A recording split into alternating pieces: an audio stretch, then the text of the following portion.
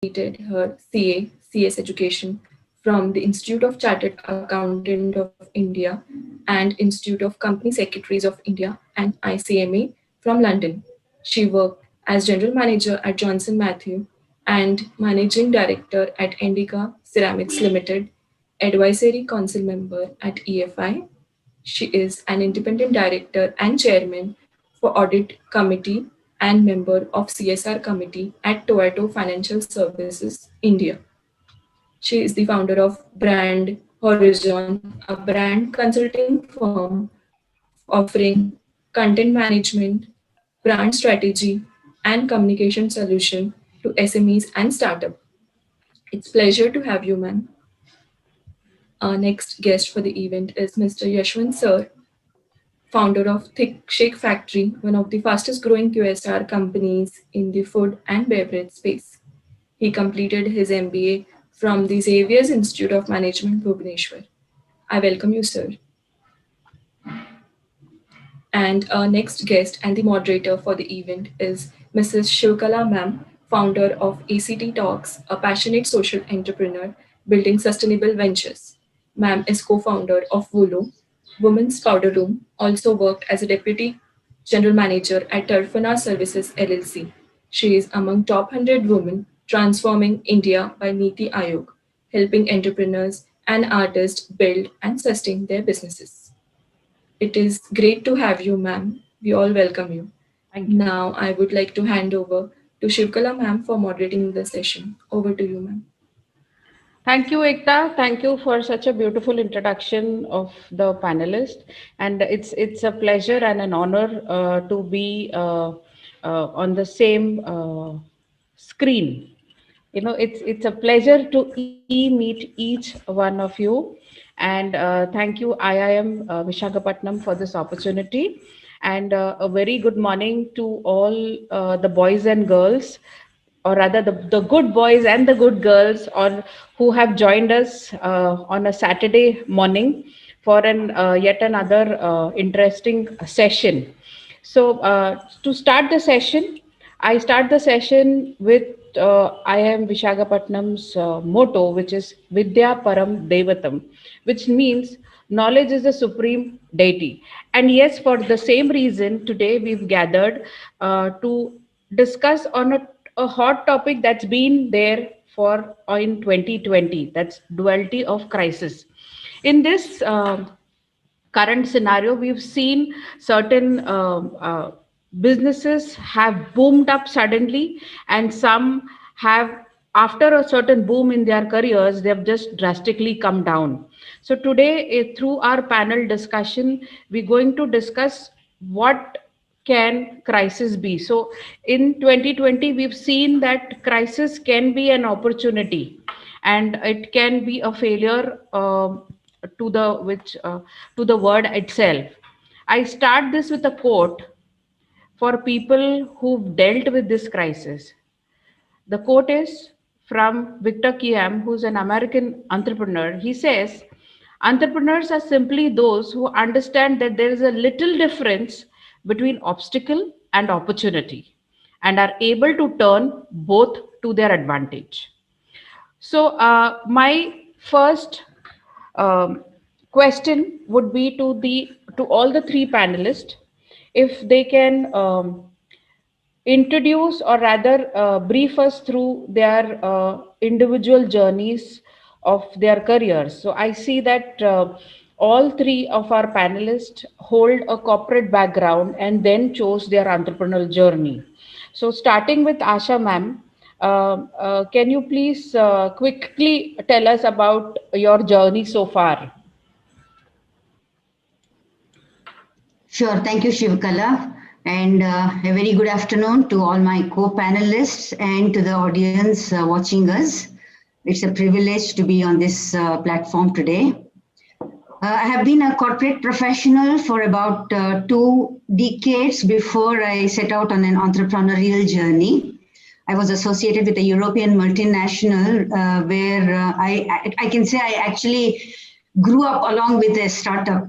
And I was blessed with 2 or 3 startup projects, both in India and in Indonesia.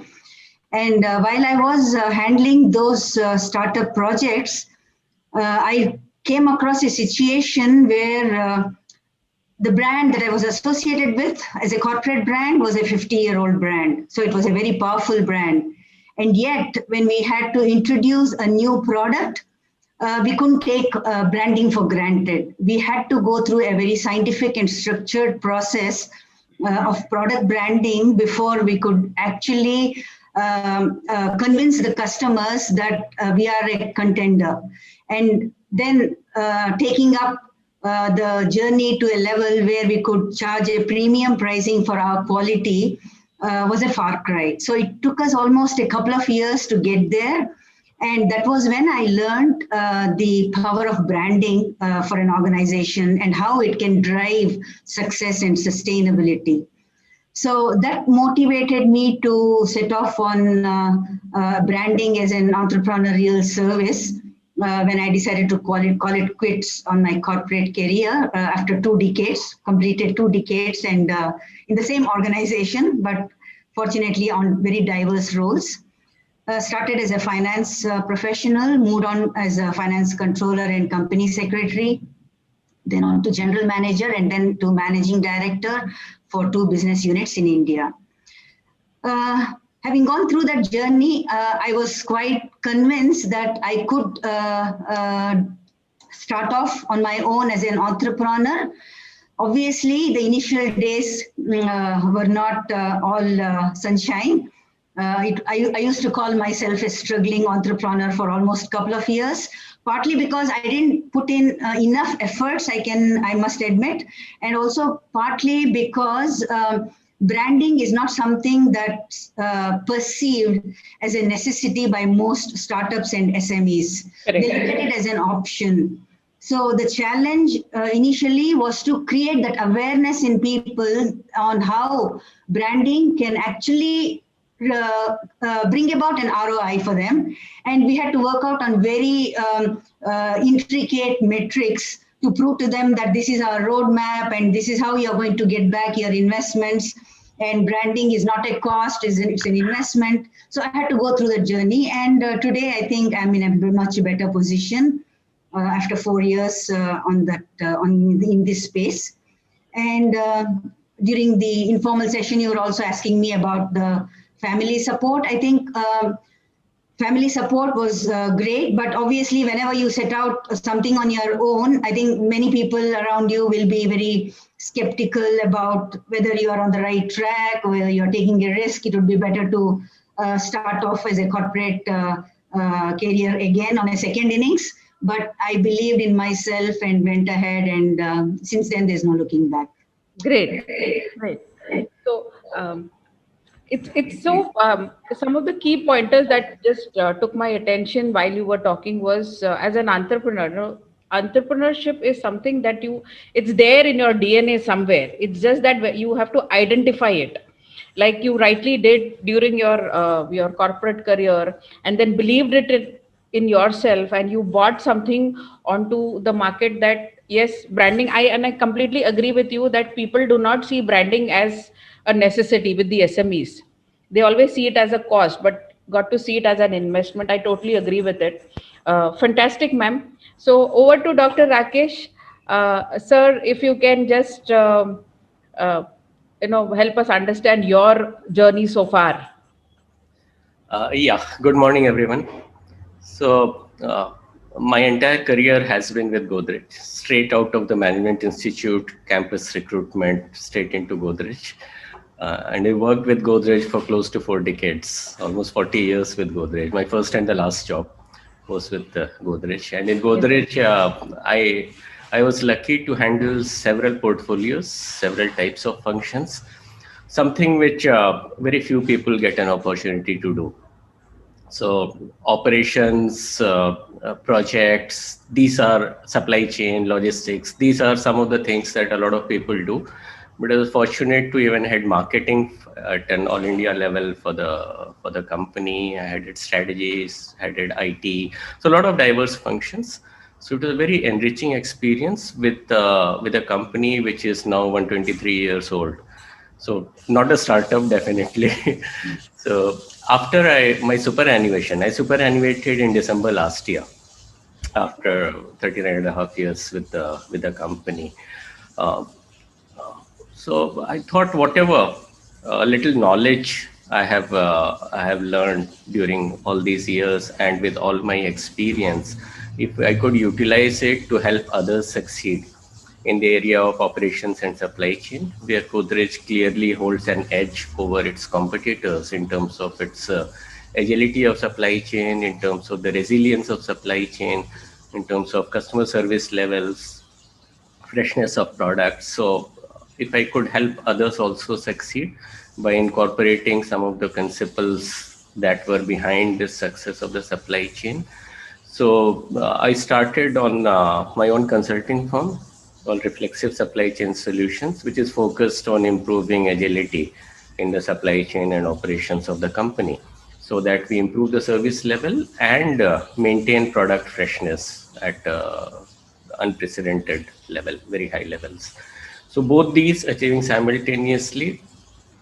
There are a lot of techniques which go behind it, but the techniques are not as important as understanding the problems of the customers. What's the mindset which is preventing them? Because there is no rocket science in this. Ultimately, it's all common sense. But how do we cause the change to happen in organization is what I am focused on. Techniques are known to people. Techniques can be learned by people. There are several other consultants who can give the techniques.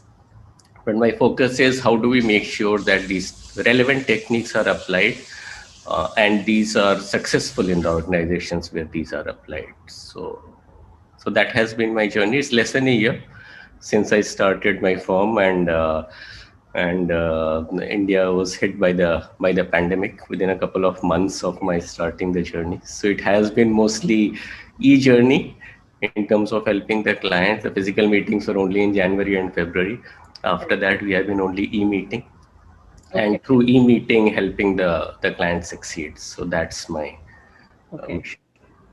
Okay. So for the knowledge of our audience, Dr. Rakesh Sinha holds a first doctorate degree in the field of philosophy in supply chain in India. So correct me if I'm wrong, doctor. Is the term right that I have used? Yeah. It's the first PhD in supply chain management in the country. It was way back in '96 when supply chain management wasn't so well known. People were just starting on this journey. Great, amazing. Thank you so much, Doctor, for sharing your thoughts. Coming to Mr. Yashwant. Yashwant is like Ekta mentioned that he's the founder of Thick Shake Factory, a product that is cherished by newborns to the oldies. So, Yashwant, if I may request you to please share your journey so far.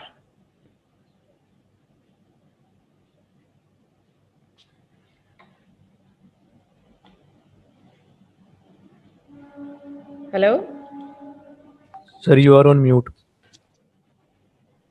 Oh, sorry. First of all, thank you for the kind introduction, Shashikala ma'am. And it's an honor to be sitting among the esteemed panelists who are having a lot of experience. I thank IIM Vizag for the kind opportunity. So my journey as an entrepreneur started exactly 7 years back. Actually, on December 20th, 2013, I launched my first store. So Amazing. Exactly 7 years ago. Tomorrow we'll be celebrating a 7 years anniversary. So it's been quite a journey. It's been a roller coaster. I think most of the entrepreneurial journeys, whether they're big or they're small, are roller coaster journeys. And mine has also been quite that way. And so, I mean, actually, I'm also like almost everybody who's actually listening to this audience. So I think most of the MBA schools are filled with engineers. So I'm also an engineer by default that comes out of Telugu states. And I worked for a year, and then I did my MBA from ExamB. I graduated. I worked for a year in TCS, and then I started up.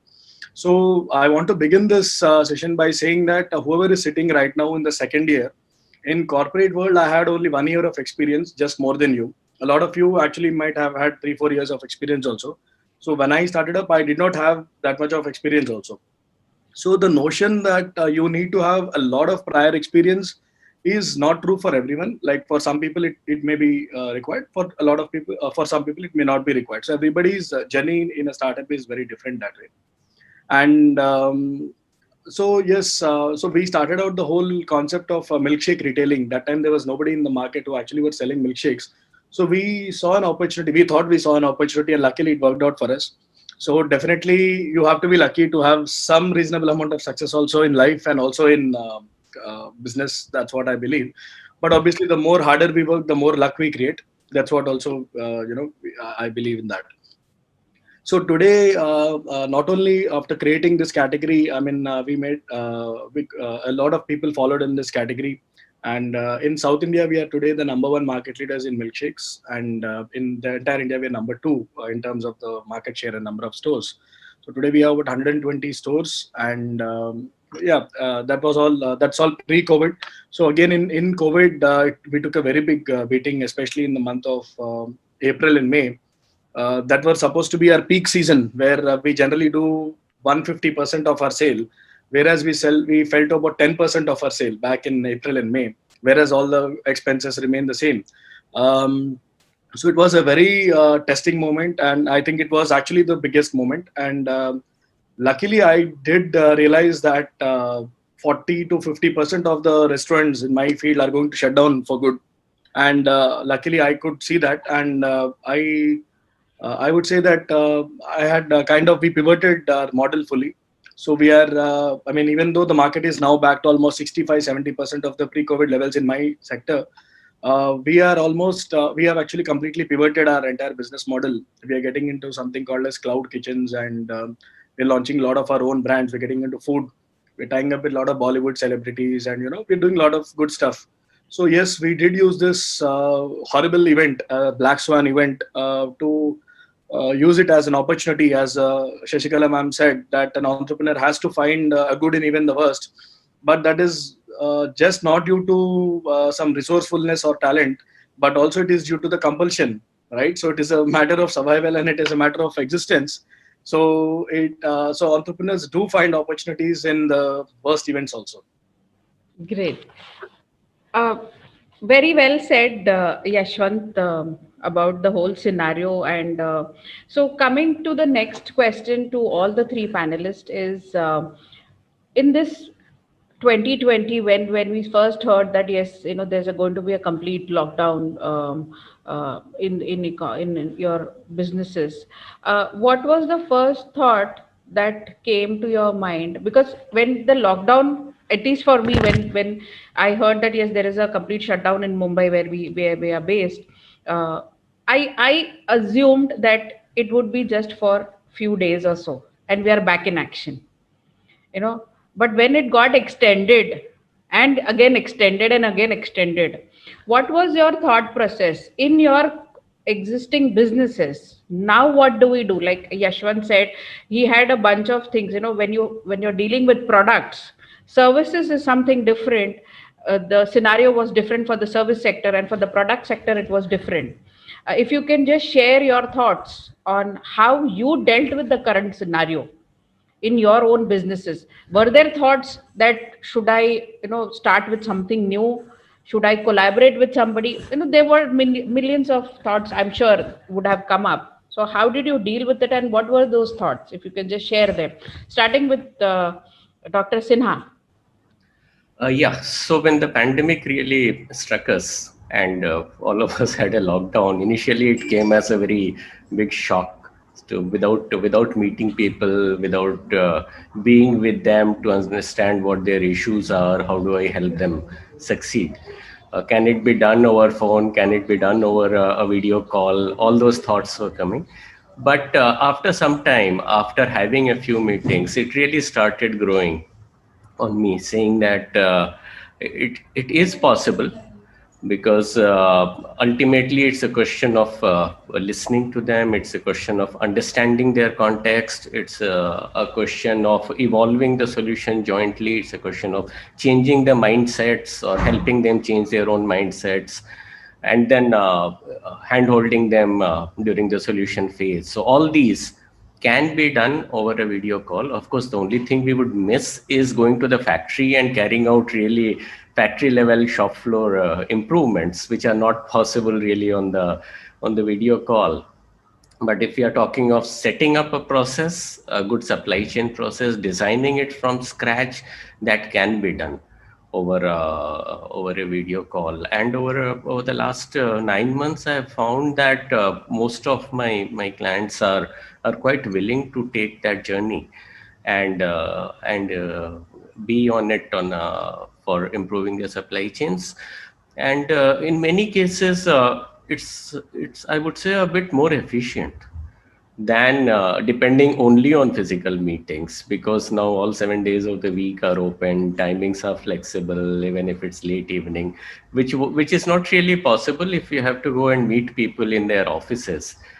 So Saturday, Sundays are out. Other days it has to be within restricted time. There's a lot of time involved in travel. So all that is saved, and more time can be spent on really value-added work. So it's not all that bad. Of course, I do miss meeting people personally, being with them in their own areas.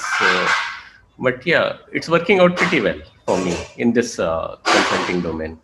Just to add to my question, we all have our teams, our office teams. So as an entrepreneur, what was your thought for your team? Because the teams are dependent, their livelihood is dependent on us to a certain extent.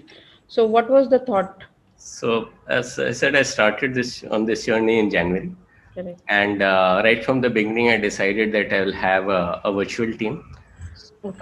Because in this gig economy, for different types of projects, you would need different expertise for different periods of time. Okay.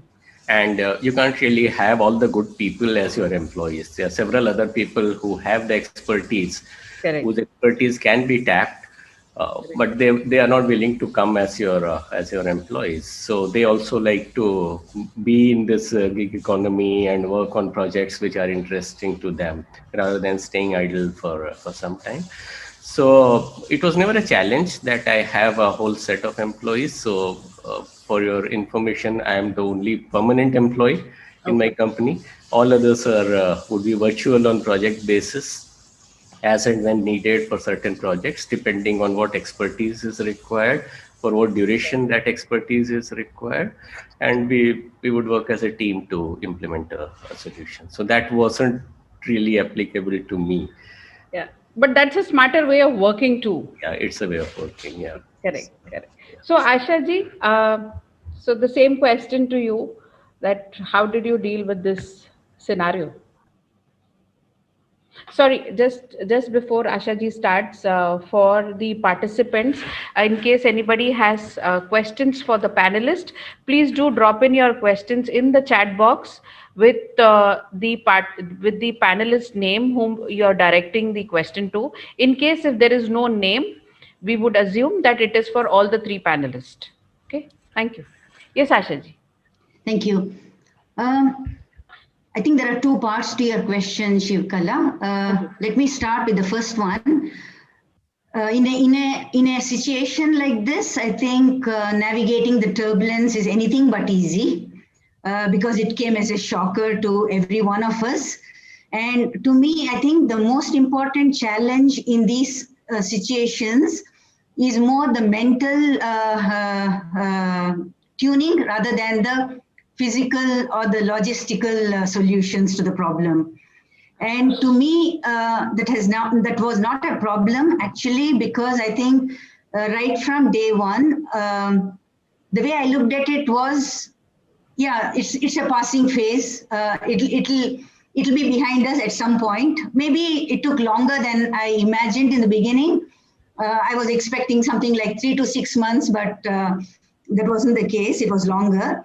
But most important is, I just kept telling myself that I have to stay focused on the big picture. Because at the end of the day, if our focus is on the bigger goal, every other challenges that come our way will look very minute, because it's just steps that you need to take and you're prepared for it. So for me, mentally aligning myself to the situation, I would not say it was a huge challenge. And like everybody else would have their own coping mechanisms in such situations, I had my own. I kept myself busy organizing talk shows on Zoom, almost 2 every month. So that kept me very busy. And as far as my clients, yes, there were about 6 in the funnel when the COVID happened. There are about maybe 2 or 3 of them had to slip away, but hopefully they'll come back soon. But the other 3 sustained, and fortunately they were the big ones. And so honestly, I really didn't allow that to deter my spirits at all because of the clients that I was blessed with, 1, and 2, also because I aligned my mind to think that this too shall pass. So to me, that's the way I handled it. And as far as logistics about the team was concerned, like Dr. Rakesh Sinha was mentioning, I also operate from a plug and play office as a startup. Okay. I have a virtual team. The only thing that I did miss was meeting up with my clients, but my clients were kind enough to support me online, and I have always been used to working online for a long time. So really, I think I didn't really look at it very negatively, and even today, I haven't allowed that to cause me a great deal of anxiety or stress at all. I just keep doing my job, and I have the belief that things will get back to normal of sorts in a few months. And I think the most important thing is to stay busy and manage your relationships well. Great. So Yashwant, thank you, ma'am. So Yashwant, a quick question to you that in such long pandemics, how do companies sustain without functioning? Now, when you had in your business, what was the exercises that you and your team did to sustain this 9 to 10 months of complete shutdown? So first of all, I don't think neither me nor any one of us in the world back in March thought that this will continue for 10 months or 2 years or whatever. Correct. So people were initially hoping that in fact, I had landed in India I had gone to Europe from March 4th to March 11th. So I had come back on 11th. And from 12th or 13th, the lockdown had started, like just one day before I had landed, in fact. Okay. Or else I would have been stuck in Europe. So people were actually thinking that this will last for like 15 days, and then 1 week, and then it was getting extended. And initially, all of us, as you remember, people were thinking that it's just going to be some vacation, 1 week, 10 days. Okay. Then it was extending and extending. So what I did was, first of all, there was no playbook. I mean, none of us had a playbook for this. So, I mean, what do you do, right? So there is no organized thing that you can actually look up or refer to, because you don't know, it's like totally uncertain. Absolutely. So what I mean, to the best of my abilities, what I could do was, I was Googling a lot. So I was actually searching very closely on what was happening in Wuhan, because back in February and March, Wuhan was one of the worst affected places, right? So I was closely following what was happening there. And I also looked up what was happening during the past recessions back in 2019, 2020, in the financial recessions, not the pandemic recessions. So, so there was 2 things, right? So one, which I got wrong, I thought I'll definitely get it right. I mean, I wanted to share some of my mistakes also, because generally people just think that, if you're having something, everything, whatever you do will be a success. It's not really like that. You keep on trying 100 things and one of them will work out. People will only know the one thing that actually works out. So when I was actually going through 1919 recession, 1929 recession and all, I found a very interesting statistic. During recession, all the sectors are down, but ice cream sales were up by 20%, 15 or 20%. because ice cream is something that is quickly eatable and it is cheap. I mean, people cannot afford a vacation during a recession because people are, at loss of jobs and people are scared to spend more money. But people can spend lesser money so that they get more happiness. So I thought that my business is recession proof and, we'll do a lot more business. So that's what I thought. That was a mistake. And what actually happened in Wuhan also was that food delivery was doing very well, actually. So even at the peak of the pandemic, the food delivery was actually doing pretty well in Wuhan, and but that is China. So I thought that our business may not get affected too much, honestly, back in March or March, and but I was totally wrong, right? So so obviously India is India, so you really cannot adapt some American or Chinese playbook to India and assume Indian consumers actually think like Americans or Chinese. So that's totally wrong.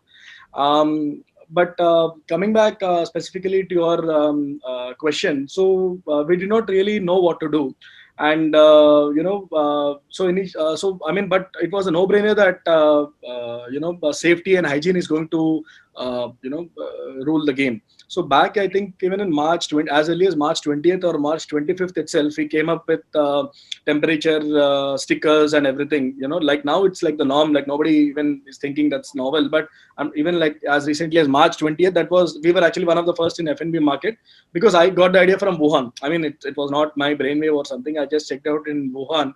So people were going out with the temperature stickers and the hygiene and everything. So we made sure that first of all, for me, as a business owner, the prime concern was I should make sure that none of my employees are getting affected by COVID, right? So because if any one of the employees get affected by COVID, it was a stigma, right? Today it's no longer, but I'm talking about March. It was actually a stigma. So press was running news that XYZ brand employees are getting affected by COVID. So that can actually make or that can actually break any brand in that moment. So we were very extremely careful. So so we made sure that we had all the temperature and all those things, and we were taking it very seriously. One for the humanitarian reasons and also for the business reasons. First the business has to be there, and then you can talk about loss or profit or so that was our primary focus, and then. We also addressed the fact that we communicated what we were doing to our consumers. So we ran some campaigns on social media and everything, showing what we were actually doing, like people wearing masks. And we said, anyways, nobody were going. So we had all CCTV camera footages and everything. So our online sales were kind of okay. And initially they were very bad, but slowly because of that enforcement over a period of few months, because people, I would say probably in June, July, people were like kind of starting to order out and, starting to get a little more relaxed compared to March, because that time people were in a state of panic. So slowly in June and July, people were actually kind of getting adjusted to this new norm. So because we were completely enforcing the message, what we were doing in terms of hygiene and safety, people, more and more people started coming out. So, I mean, coming out as in ordering in, not really coming to the outlets, but ordering in. So I would say that today, I mean, actually, when we started back in 7 years back, there was nobody selling thick shakes and milkshakes. After that, hundreds of players came. Like there are 2 to 3 players in the national level, as Keventas and Frozen Bottle, 3 players are there. But everyone else is like localized or there's a lot of standalone 1, 1, 2, 2, 3, 3 shops. So all of these people are out now in the market. And, in that sense, it's actually the survival of the fittest, right? So whoever is actually the best, they only survive through these times. And all these smaller brands are gone, and our brand has been found to be very resilient in the sense that our per store sales are highest across the country, across all the milkshake brands. And we could reopen 83% of our entire stores. 17% are still shut down, compared to, I would say, Keventas has managed to open only 38% of its overall stores. Frozen Bottle has opened about 65% of its overall stores. And there's another brand called Makers of Milkshakes. That brand is completely gone. So my point was, we believed that, we can, we stuck to the basics, that what we were doing, we didn't care about business, in the sense that we believed our business dependent on the consumer's confidence. That's a brand, right? So what is a brand? It's nothing but a trust. So we wanted to make sure that consumers continue to trust us, and we hoped and believed that we will get business at some point of time. Luckily, we could sustain the expenses until then.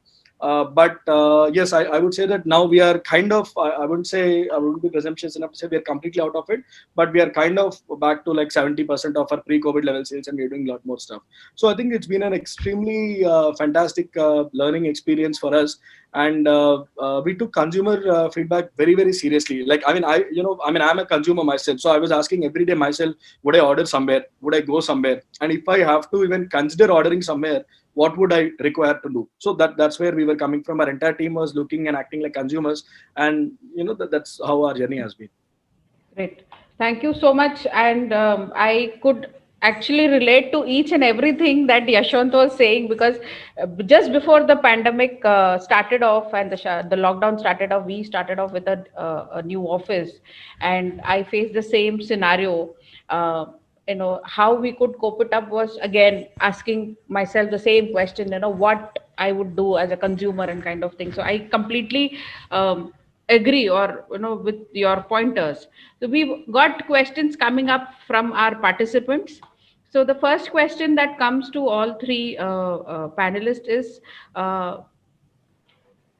they say that people get a lot of ideas for startups or business models and stuff. So, but there is a level of uncertainty with the level of experience that the youngsters are carrying. So how do you select the idea, what you want to implement, and how do you do it? Apart from the person who's an expert from the domain, for youngsters, what is your suggestion? Asha ji, we could start with you. Sure. I think the most important question for a budding entrepreneur to ask himself is, why am I doing what I'm doing? I think that's the most important question they should ask. How they come up with the options, I think the environment can actually help them decide what they should do. So just looking around, they'll find some gap or some pain point that they can keep exploring if they really want to be an entrepreneur. And for sure, they will discover that there is some opportunity that they can actually solve.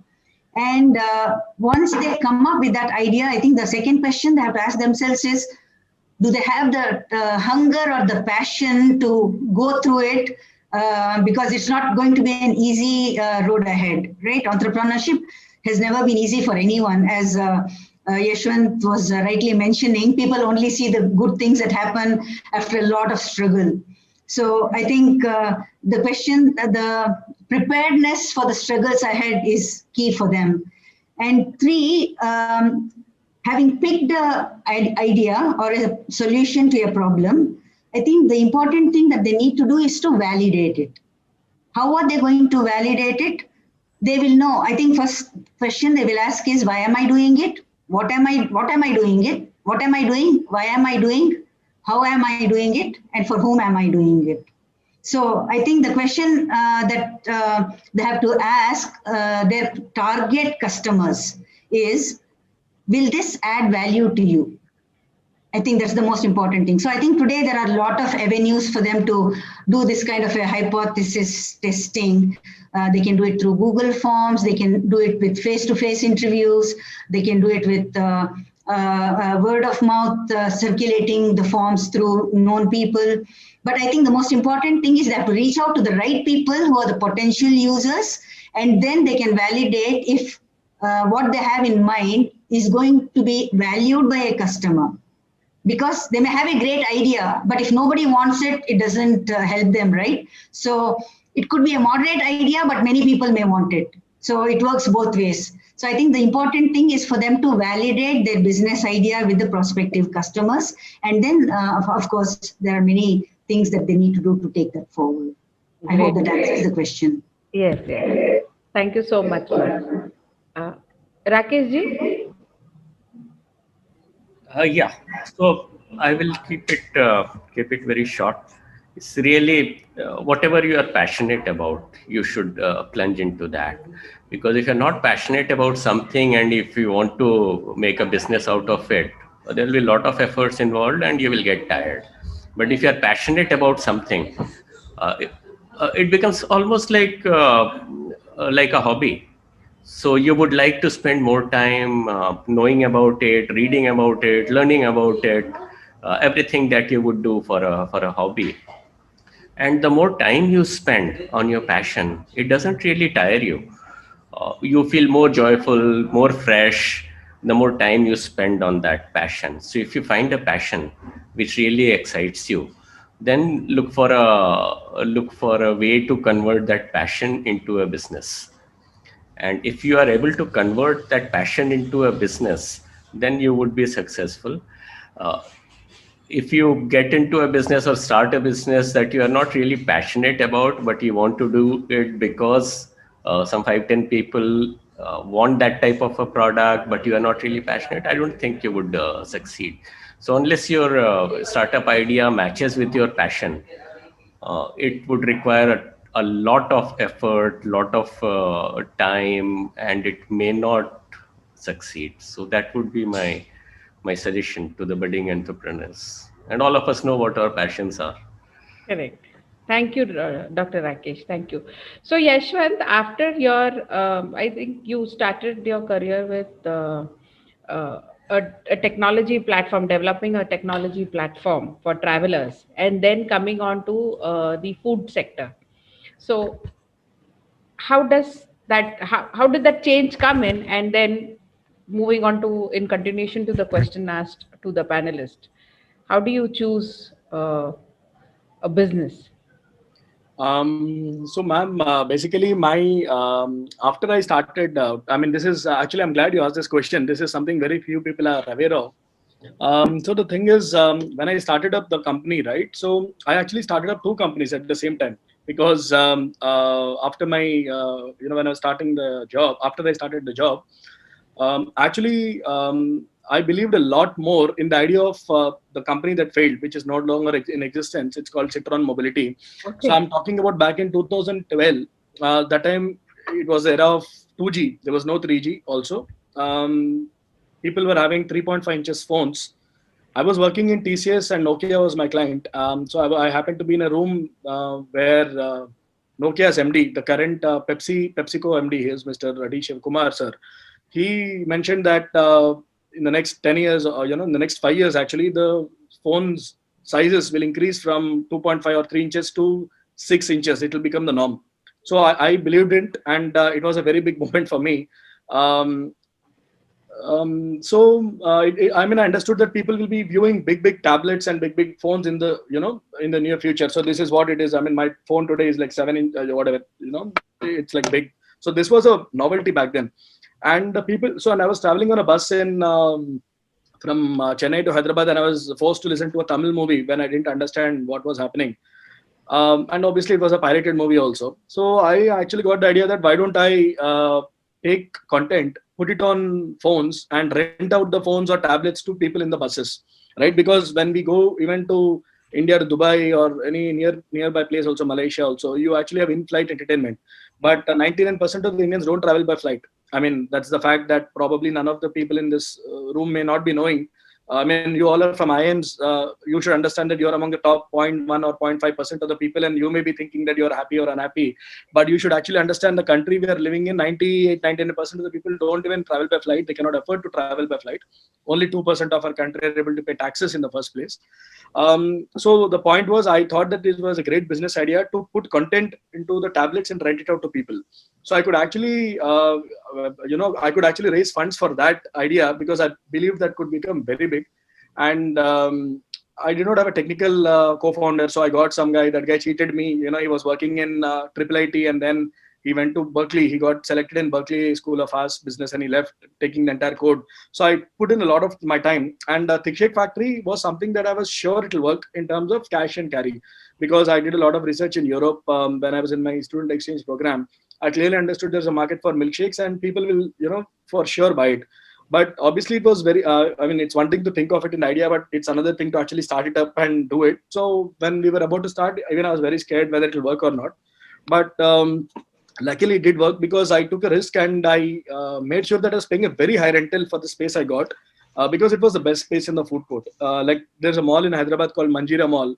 Back then, it was the only mall in this part of the city in Kukatpalli. So there people, I mean, it didn't do as well as people thought it would, but it was supposed to be doing very well. So I paid a lot of premium for my first store to make sure that I was bang in front of the escalator, and because location is extremely important retail business. So we were making money from day one. We did almost a sale of 20,000 on day one. Whereas I thought that on a first month basis, we'll be doing about 3 lakhs. We did around 4 lakhs of business by the end of first month. Slowly we started picking it up. So for one store, a whole year I ran the whole store, and then, but my thing is the Citron Mobility failed. Even though it was a fantastic idea, I didn't have a team, number one. I didn't have a technical co-founder. And I failed. And I was probably also too early of its time. Like today, maybe about 3 years back, if I'd have started this, it could have become a very big company, probably. But that time it was too early of its time. So I just want to share that number one, idea is not everything. I mean, idea actually doesn't mean anything. Let me put it this way. I mean, just imagine for a moment that there are 6 billion people on the planet, and every time everyone is thinking about something. So at least 3 billion people are thinking, because 3 billion are sleeping. So just imagine that every second, 3 billion ideas are floating around, at least 3 billion every second. Imagine how many ideas are floating around in a year or in a day or in a minute. So if you think that your idea is like the most brilliant idea, you're a fool. I mean, but a lot of people do think, but can you execute it or not? That's what it takes. So even if you take a very, very simple idea, if you're able to do it, it's great. Because I see a lot of aspiring entrepreneurs coming to me and saying that, Yashwant, I had this idea of Swiggy 5 years back, 3 years back only I had the idea of Google or Facebook or, TikTok or whatever, but I couldn't do it. If I had left my job, I'd have done it. No, boss. I mean, you're just fooling yourself. If you really think that's so revolutionary, you should do it. That's what I mean. And I also want to give an advice to budding entrepreneurs today that, like, for example, like today, right now, we have Dr. Rakesh sir. So if you see, during Rakesh sir's time, India was much, much less underdeveloped. It was developing, right? Today, we are way more developed. We all have a lot of opportunities. So about 40 years back, people did not have too many choices. Like to get a job itself was a big deal. Today, getting a job is not a big deal. Anybody can find a job somewhere. So what do you have to lose, right? So I think people should take risk, especially from premier colleges like IIMs and IITs. If people are not taking the risk, I think it's foolish, because the reward in entrepreneurship is extremely high if you do well. If you don't do well, you'll get a job any which way. So I don't understand where is the risk. And I think it's a very good risk to take. Great. Interesting. So we have another question for Rakesh sir. I'll just read out the question to you, sir. Consultants are required to quickly understand the problems at the root level and build customized solutions. It becomes important to have some standardization to bring in efficiency and quick turnarounds. How do you ensure quality and efficiency while tapping it into the big gig economy, since every person has a different way of working? Yeah, it's a good question. It has a lot of nuances. So let's talk about it a little bit.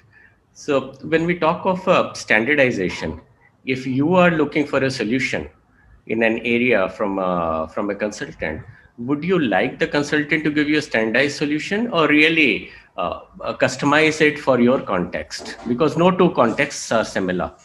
Everybody's problem is unique. So standardization doesn't really work. Even if the solution is implemented, it's not sustainable over a period of time. But a solution which is meant for that particular company at that point in time, in their context, if that's done well, it will be sustainable. So I won't advise you to go for standardized solutions. So, for example, if you say that I can offer DDMRP implementation, demand-driven material requirements planning implementation, that's a standardized solution. It's different from saying, I would work with you to improve your customer service levels. That's a better problem to solve. And whether DDMRP may be a solution for that, or you would need some amount of customization, some amount of process changes, some amount of mindset changes. So that's really, if you're focused on the customer problem, standardization is not so important. It does help at times, but many a times it takes you away from the direction of solution which you should be doing. Similarly, between efficiency and effectiveness, would you like to have an effective solution that is sustained and run by the employees of the company for a long time?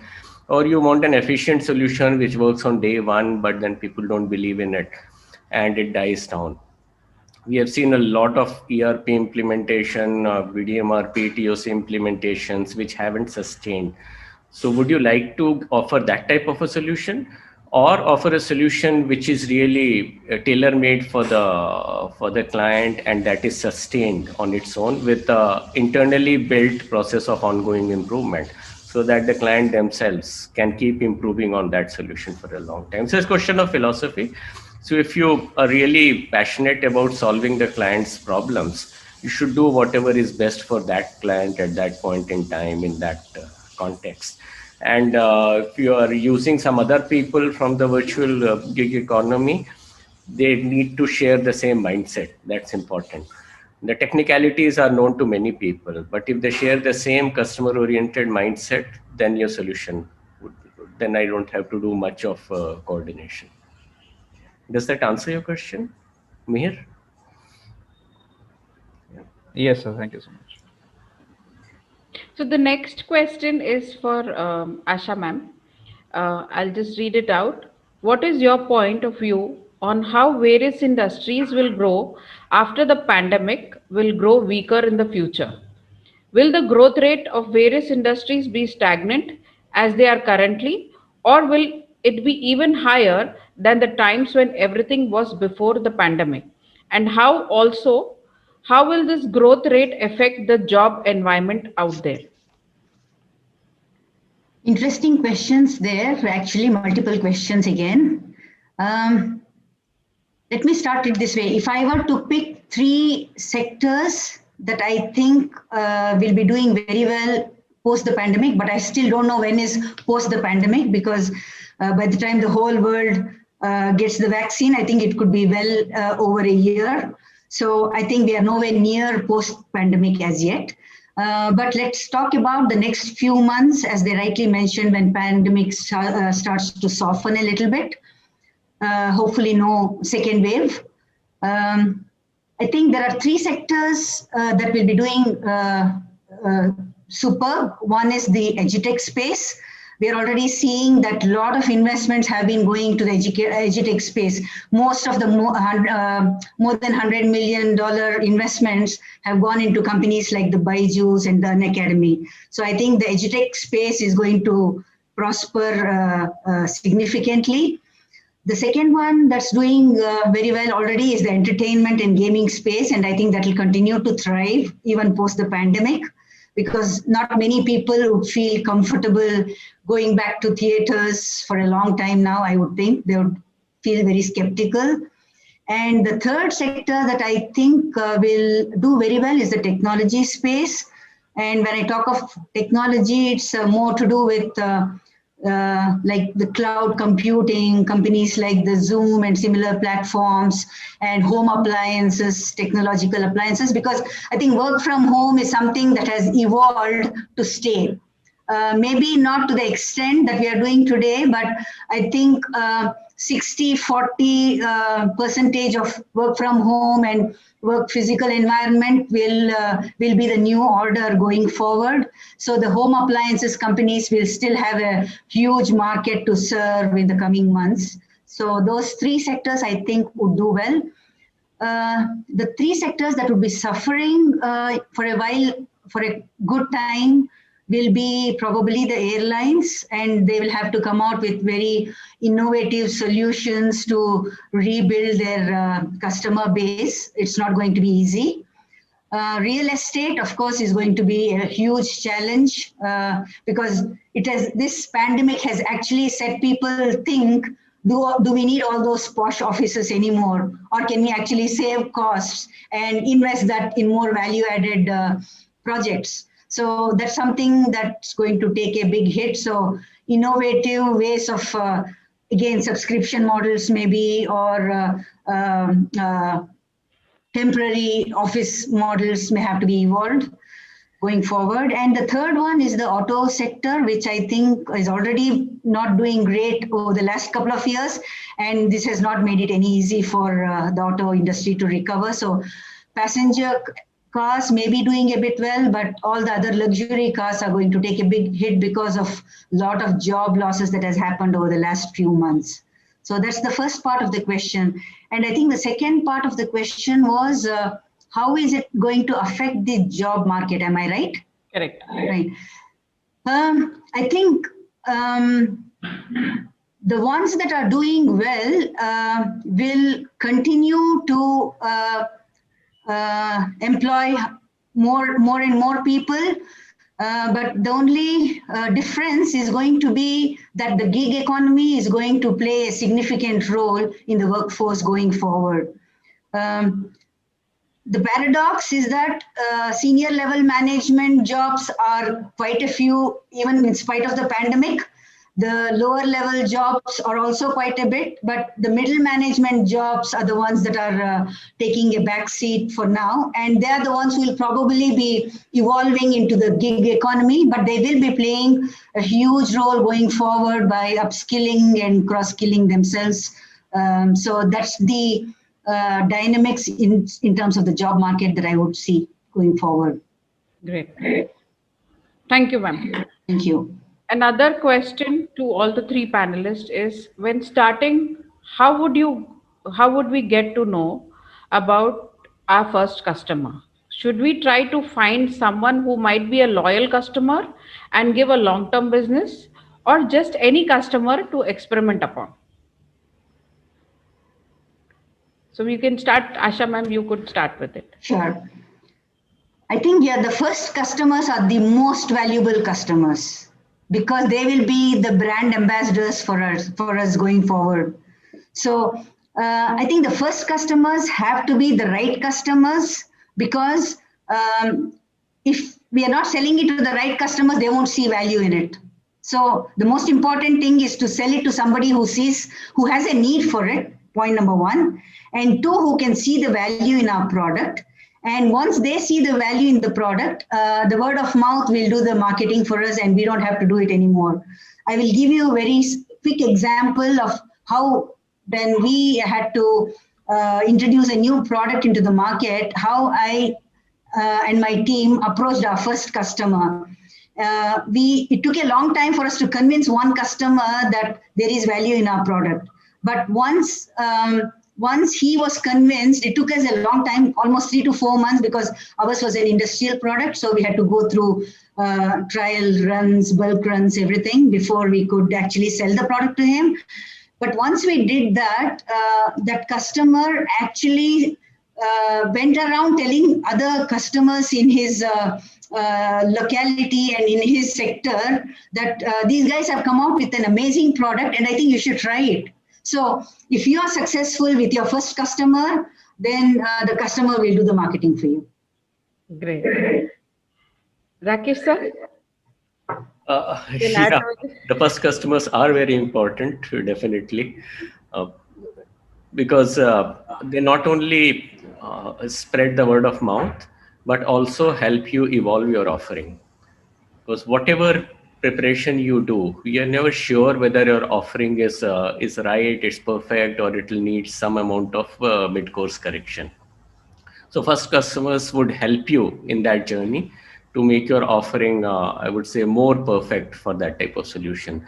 So the way I would look at the first customer is a person who has the right mindset and he's passionate about solving the problem. If I talk to a customer and he says all my competitors have deployed SAP and DDMRP, so I also want to do that, then that's not the right mindset. It's not a business problem. It's just to show off to the world that I have these solutions. But if a customer says that some of my orders are getting delayed and I'm not able to fulfill 10% of the customer's requirements because I have frequent stockouts and I don't know how to manage it, then that's a good problem to solve. And the customer is passionate. He knows what the real problem is. It's a consumer level problem. It's not an internal problem. So that's a good problem to solve. And these customers would have what is popularly called as a 100 by 0 mindset. Taking 100% responsibility for their actions and results and 0 excuses. So if you hit upon such a customer with the right mindset, I think you're lucky. but it's difficult to find such a customer as your first customer. In that case, if the mindset is reasonably good, you could work on it. And apart from developing your offering and implementing the solution, you could also work on changing the mindset of the customer so that he really looks at the real problem and not the perceived problem. So, and if you are able to do that in your first customer, then you would be successful. And the learnings from there can be really taken to all other clients. Great. Thank you so much, sir. Next question is for Yashwant. The question is, sometimes it may so happen that we may get clients with high hopes in the early stage of starting the venture, but our venture may not have scaled up to that much. How to deal with such situations? That's a good question. See, I don't have, mine is a B2C business, so I don't have clients, I only have consumers. However, I'm taking it in the sense that after a certain time, if you are not able to get your customers or if you're not able to do business, then how do you scale, right? So number one, we need to, even before we start up, we need to do a lot of research before we understand the sector in which we are getting into, whether the market is there or not in the first place. Number two, it's important not to have sentiment in business, in the sense that just because you have started something, even if it is not working, if you continue to do the same thing, it's like a sunk cost, right? So whatever you have studied in your economics, if you're plowing back your effort into something that is sinking, no, you should not do it. But I'm saying that you should be smart enough to identify which is the sunk cost versus if you put effort, which will actually get you back. So if you really think that there's a lot of scope, but some customers are leaving you or your business is not doing well, then see, it's just a problem, right? Like right now, when you are studying in IIM, you will be given on a piece of paper that, a business is given this, a business is a loss, is it as a profit? But in real life, nobody writes it down for you. You just have to think those problems in your head. And most of the time, it's about identifying the problem. Most of the time, we don't know what is the problem in our life. We just have to identify it. So if you actually think that you're a student and if you think that there's a problem in your head and you actually look at it from a problem solving part of it, I'm sure that we'll find a solution. But many times it does happen that even if we put our entire effort, the solution is not coming. Then we should identify alternatives or we should just move on. There's nothing wrong in stopping what we are doing and pivoting, right? So, most of the successful businesses are all pivoting. They keep changing constantly. If I have to talk about my business, we initially started off our own store. Then we never wanted to franchise it. Then we were getting a lot of franchise inquiries. We never franchised. Then we franchised. Then we stopped. Then it's always a constant pilot. So today we are piloting like anything. So we are actually, as I was telling you, we're getting into fully online business. We're getting into food. So the thing is, it's not that we are doing the same business again and again. If something is not working, you stop it and do something else which is working. That's my suggestion to what I could understand. So Ashaji, if you could add to this. Sure.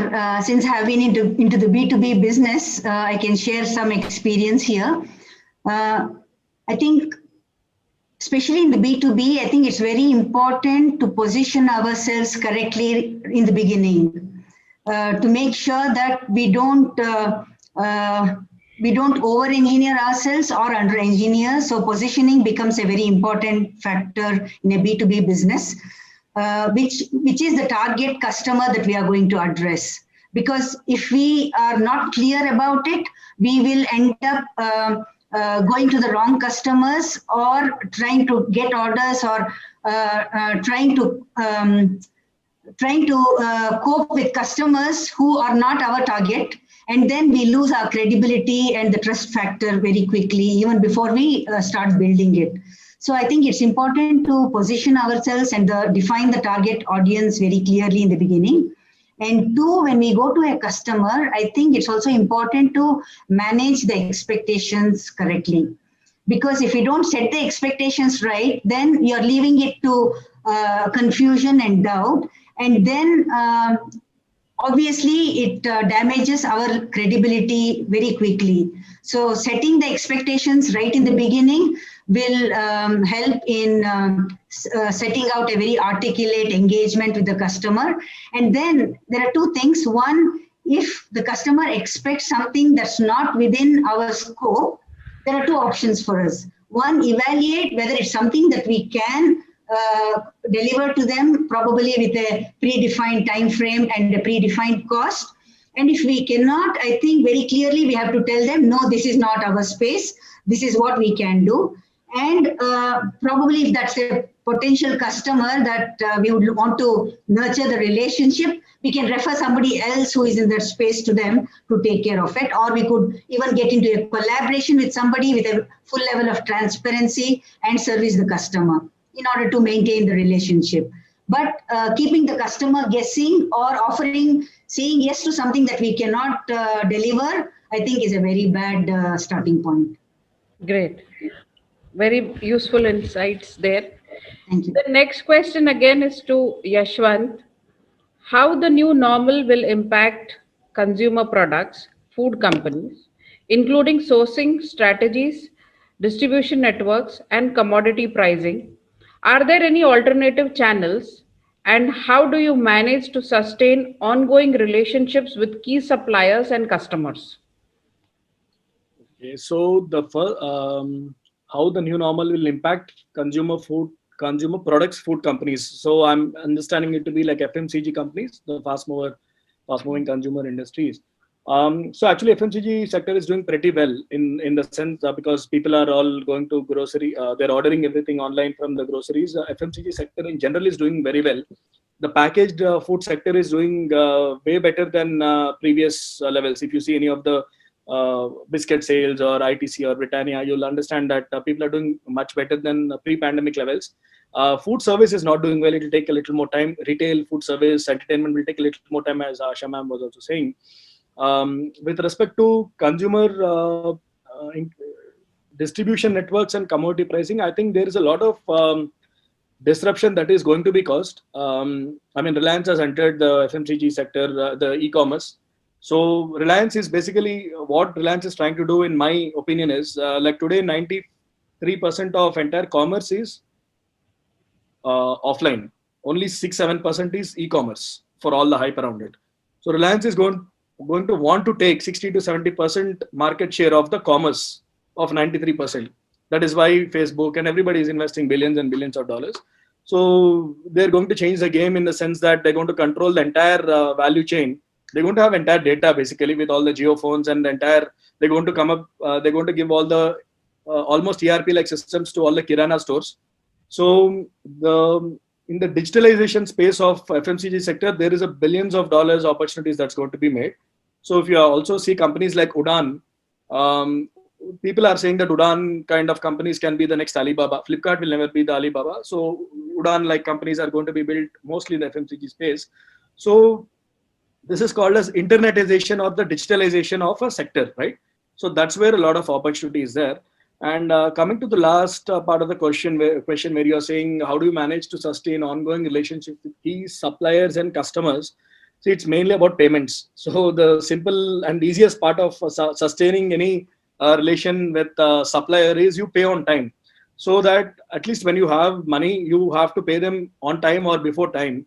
So that if you don't have the flexibility to pay them, at least that time they support you. A lot of companies, especially the larger ones, they don't treat the suppliers well even when they can afford to do so. So that will definitely affect them in the longer run. So my advice is, what at least I have tried to follow in my business is that I try to pay people before the time itself. And mostly I try to avoid taking credit unless it is really required. So I think in a B2B supplier relationship, that is good in the sense, at least for supplying commodities. Because your name in the market is very important. If you have the name, then you can do anything. So the name is very important. And with respect to the internetization, I just wanted to add that because it's concerning my sector and business. So there's a lot of actually what we are actually doing right now is that internetization of a lot of sectors is happening. Like education, the largest companies today are Byju's and White Hat or whatever, all these companies. What are they doing? So essentially, like 10 years back, people used to have maths tuitions and coaching centers. That entire thing is converted to online in the form of Byju's and whatever. Then new forms are coming like White Hat, like coding is not even required, but people are saying that it is required. So, and education is being converted to EdTech essentially. And today, if you see, a lot of premier institutes are also starting to offer courses online to build up their own revenue streams, including Harvard and Stanford. I'm sure IIMs also will follow soon. The thing is, this has happened everywhere. Like in transportation sector, Uber, Ola, these guys are rolling. In commerce, Flipkart, and these guys are rolling. So now Jio has come in. Except in food, actually. So in food sector, the biggest chains in India are still the Domino's of the world, the KFCs and the Burger Kings, and these guys are the biggest food companies in India. Whereas I predict, our company has taken a position that in the next 3 years alone, next 36 months, we believe that India's biggest food companies will not be offline chains, but they'll be internet first chains.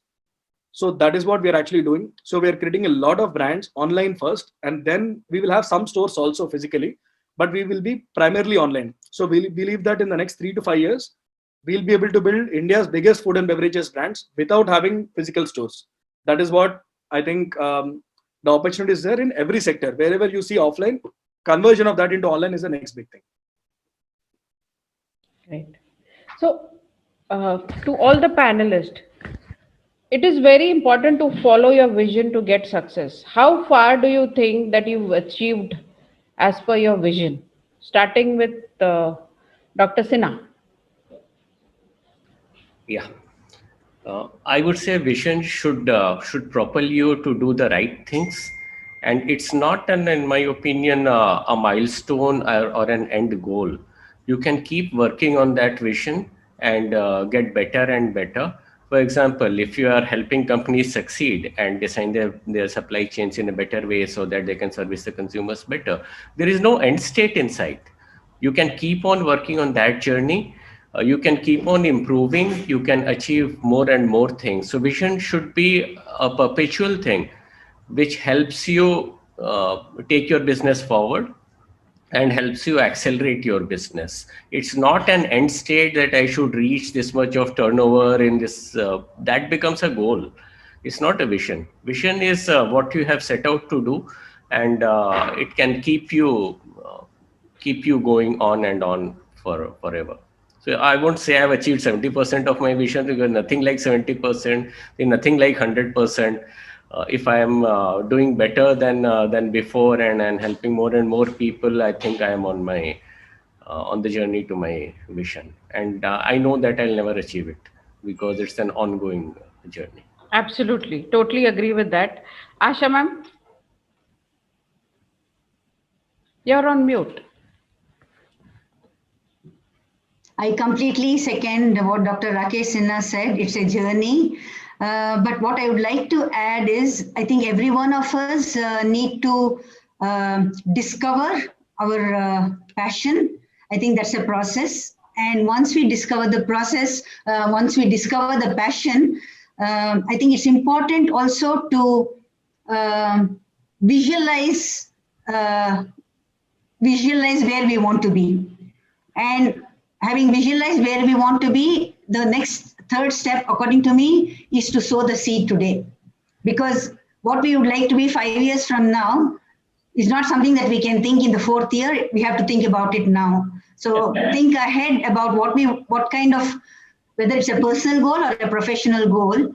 I think what kind of person we would like to be, or what kind of job we would like to be doing, it's a call that we need to take today, and then start working towards that. Then we attract the right, because it's kind of implanted in our mind, we start attracting the right kind of resources and network that will help us to get there. And as they say, universe will conspire once you decide. Great. Yashwant, your thoughts? There is a 1987 movie called Wall Street. So there is a character called Gordon Gekko in that. If somebody has seen the movie, he says greed is good, right? So without having a greed or a motivation, I don't think people will be able to do whatever they do, whether it's in a job or it's an entrepreneurship or whatever they do in life. Like for all the students who are listening here, maybe like when you were in school, you would have been told that, you study for your 10th board exams, your life will be set. Is your life set after 10th? No, right?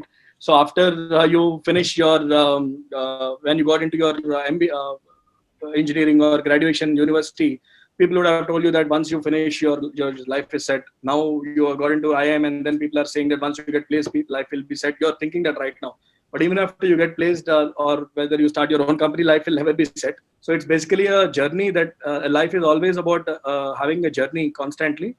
and it's never about the destination, as people say. So I don't think there is a vision. So because we think that there is a vision, and the vision keeps evolving essentially. So when I started my company, I wanted to just open 1 store or 3 stores. Then I said, hey, I want to open 10 stores. Then I said, I want to open 100. Then I'm saying I want to open a lot more. I want to do a lot more. So, as you keep growing, your greed keeps increasing. So today you may earn 100 rupees. Tomorrow you want to earn 1,000 rupees. Even when you earn 1,000, it keeps increasing. So irrespective of the vision, whether we are happy or not is a question.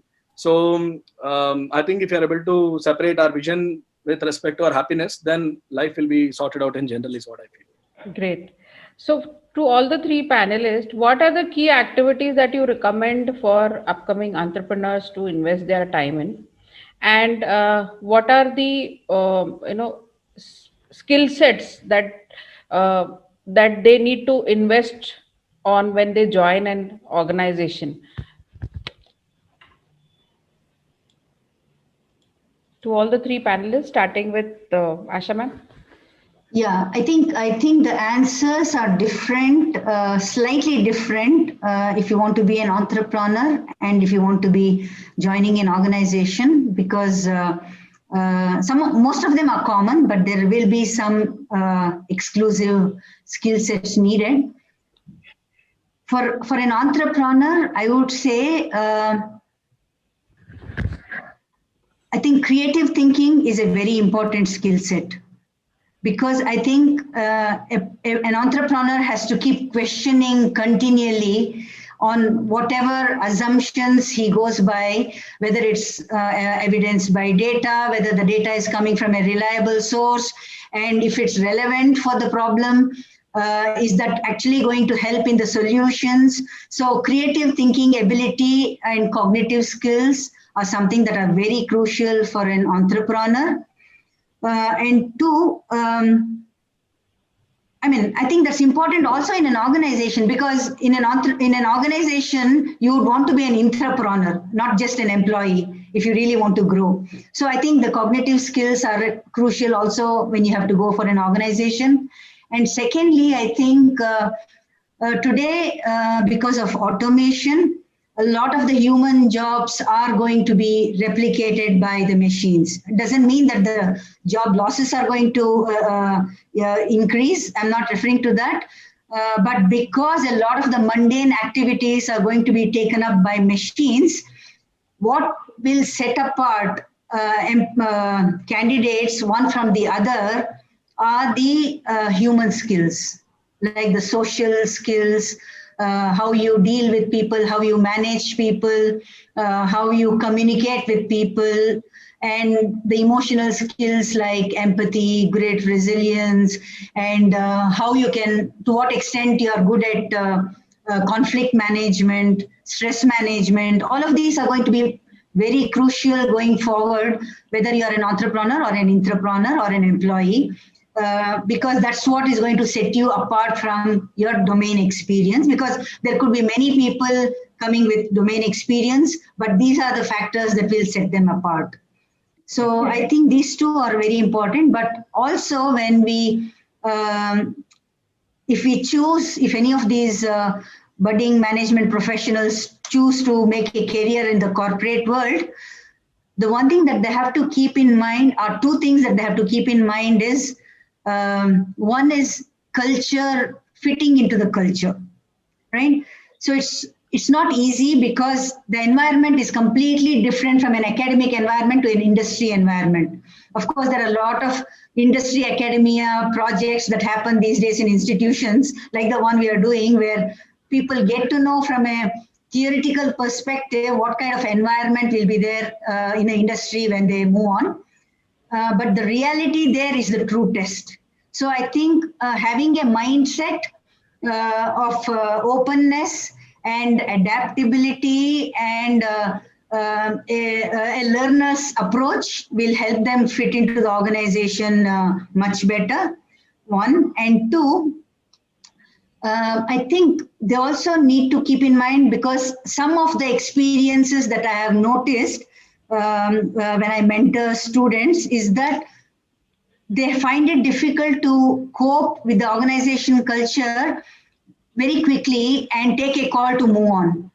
And I think that's not advisable, because at some point you have to be more granular in your approach rather than superficial, because the foundation is key for a long-term sustenance and survival and growth. So initially, even though it may seem hard, I think sticking on and trying to get granular in your career building in the initial years will help you go a long way going forward. And then pivoting to different organizations, different opportunities can be more frequent. But initially, I think a 2 to 3 year stretch will be a great foundation for the budding corporate professionals. Great. Thank you. Rakesh sir? Yeah, so I fully agree with whatever Asha ma'am said. And the most important are the emotional intelligence items like empathy, listening, humility. These are the most important, and respect for people. Because we must realize that everyone who is working around you in an organization, or if you start on an entrepreneurship journey, then everyone you meet with, those people are good, they have good intentions. The processes may not be efficient or effective, but it's not because of the people who are running them. It's typically the problem lies with the mindset of the organization, with the way things have always been done. So our job is really to see what is limiting the organization from achieving higher level of performance. And the answers can be very, very surprising at times. But our thinking ability, our ability to really analyze it, go to the root cause of the problem and solve at that level is what really counts, and not making some superficial changes based on because when we come out of the institutes, and I can very well relate with you, although it has been a long time back, that we think that we are experts. We know everything, and people there in the organization, they are not experts. So I can go and tell them and help them with my expertise, and things will be better from next year onwards. No, I know that you all are experts, but there's a way of making a change or causing the change to happen in an organization, and we should be cognizant of that. It's not that I'm an expert, I'll tell you that you do this thing and everyone will start doing it and things will change. No, there's a way to cause that change, and we should be aware of doing it the right way. Great. Thank you so much, sir. Yashwant, quickly. You're on mute. Yeah, so I fully agree with both the luminaries with a lot of experience who have said. I 100% am in agreement with them. So with respect to people who are choosing a career path for working in an organization, I want to advise that you should have entrepreneurial mindset. Even though you're working in an organization, you should have an entrepreneurial mindset. What does it exactly mean is that you take ownership, right?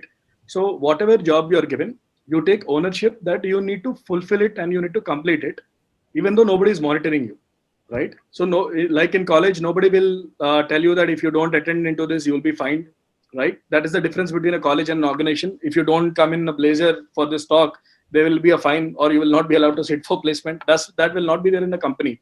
So when you have that freedom, you go back, right? So the people who become leaders, who become the heads of large organizations, and I'm sure Rakesh sir will hopefully agree with me, is people who take ownership, and they are probably only 1 or 2% of the people among the 100 people. 100% of the people may have fantastic brains, but only 2% of the people will have that entrepreneurial attitude in an organization, that they take responsibility and execute it. Those will become the leaders and the CMOs and the CXOs or CEOs after 20 years or 30 years, right?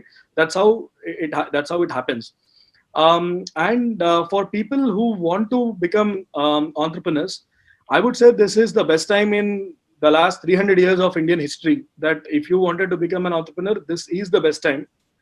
It is not because of you or because of me, it's because of our luck that the entire country's demographics are aligned in such a way, right? So if you actually think about it, like in the last 2000 years, India was actually the richest country in the world. You should read Shashi Tharoor's book as well if you want to.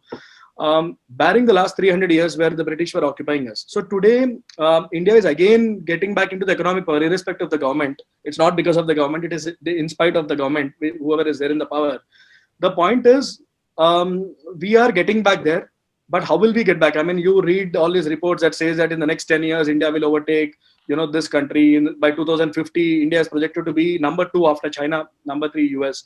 How will this happen, right?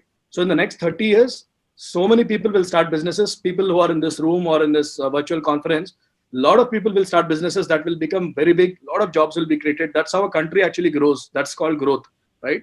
So I feel that there's a huge opportunity in front of you. And I should say, with the kind of academic credentials that you people have, a risk for you is not as big as a risk as it is for somebody with zero backing, right? My point is, if you start up something and you fail, still you get a job. And today, in fact, startup experience is actually more valued than corporate experience in startups. Again, not probably in corporates. Even corporates are starting to recognize it. So my point is, if you start something and you fail, well and good. I mean, you at least have that experience. And if you start something and it succeeds, then you will have like 20 times of the returns that probably you can actually expect, right? So I think it's a very good time to start up, and I would encourage a lot of people to start up. And my last words are that, as Rakesh sir was saying, that you after MBA you think that you know a lot of stuff, right? So whether you know or not doesn't matter. What matters to me is that you think that you know, and you think you can change. So as you grow older, like after 10 years after your MBA, you talk to your seniors who are 10 years into MBA, 20 years into MBA, 30 years into MBA. The ability of a person to think they can change the world will keep reducing, because reality hits you, your EMIs hit you, and you're in the reality, you married, and a lot of stuff happens. So that ability to think that you can actually change the world is actually the youthful optimism that makes people do great things, right? So that is what actually great ideas are made of, and the ability to actually believe that you can think you can change the world and you do it. So I think it's very important to continue to hold on to that ability. Doesn't matter even if people think you are foolish. So as Steve Jobs said, you should stay foolish and stay hungry, right? Stay hungry and stay foolish. So I think that's what will really give you a sense of satisfaction of whatever you do, whether you choose to be in a job or whether you become an entrepreneur. If you are working in an organization, you should not be a mercenary, right? So as Asha ma'am was saying, you should have longevity in an organization. At least you'll have a purpose for your life, that if you're working in an organization, you're working for a long time, you make a difference into that. Or you work in a short term and make a difference in that. Just don't work in an organization for 6 months, 1 year, 2 years, and without making any impact. You just go, then what is the use of you in the entire world, right? So tomorrow, if you want to leave an organization, the organization should be in a position to stop you from leaving. That is when you know that you have made an impact, or else you're just one among 100,000. Absolutely. What is your use in the whole world, right? So think about it. Absolutely. Thank you so much. For the participants, in case if any one of you have got more questions for our panelists, please send them through email, and they would be happy to answer them to you. So I thank each of our panelists as we come to the end of this session. And while ending the session, I would again end it with a quote by Michelle Dell, where she says that it's through curiosity and looking at opportunities in new ways that we've always mapped our paths. And I think this stands so true in this current scenario to all the entrepreneurs, where we've not stopped our journey when it was forced onto us. So I thank each of our panelists for joining in and giving us such amazing insights about the topic. And once again, thanking the IIM Visakhapatnam team to have us here for this discussion. Thank you so much. Thank you, Shivakala, for an excellent moderation. Thoroughly enjoyed it.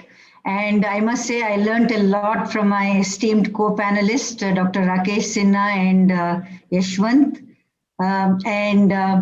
All the best to all the students from IIM Visakhapatnam team. Thank you.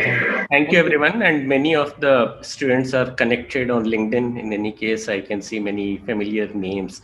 So whatever thoughts you have, or if you'd like to take this conversation forward, let's do it on LinkedIn. That's a good platform.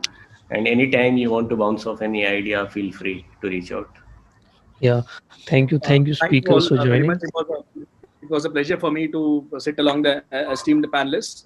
Thank you, and also Shashikala ma'am for Shivkala ma'am for having a great. I'm sorry for the whole. Sorry. It's been a brilliant moderation by you for bringing out a lot of interesting viewpoints from everyone. And thank you. I am Vishakhapatnam for having us all on board, and I'm available on LinkedIn as well.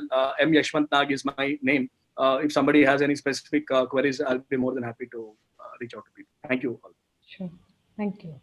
Yeah, thank you all the speakers. So there'll be a vote of thanks from Chanakya. So Chanakya, please take over. So thank you everyone who have joined us this afternoon and made this panel discussion a success. And a special thanks to all the guests from students of IMV and particularly Epic Club and the business cluster.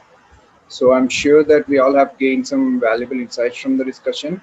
So to summarize a few points for takeaway, we have like the vision being a perpetual journey towards a mission to be accomplished, and the first customers acting as marketing agents for a successful startup, and implementation of an idea being more important than just having it.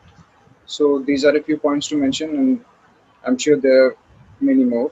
And so let us bring this exciting discussion to an end, hoping that our learnings from here will be useful in various forms to deal with all the challenges we are yet to uncover. Once again, thanks everyone for joining, and thanks guests for your valuable time, and we are honored to have you.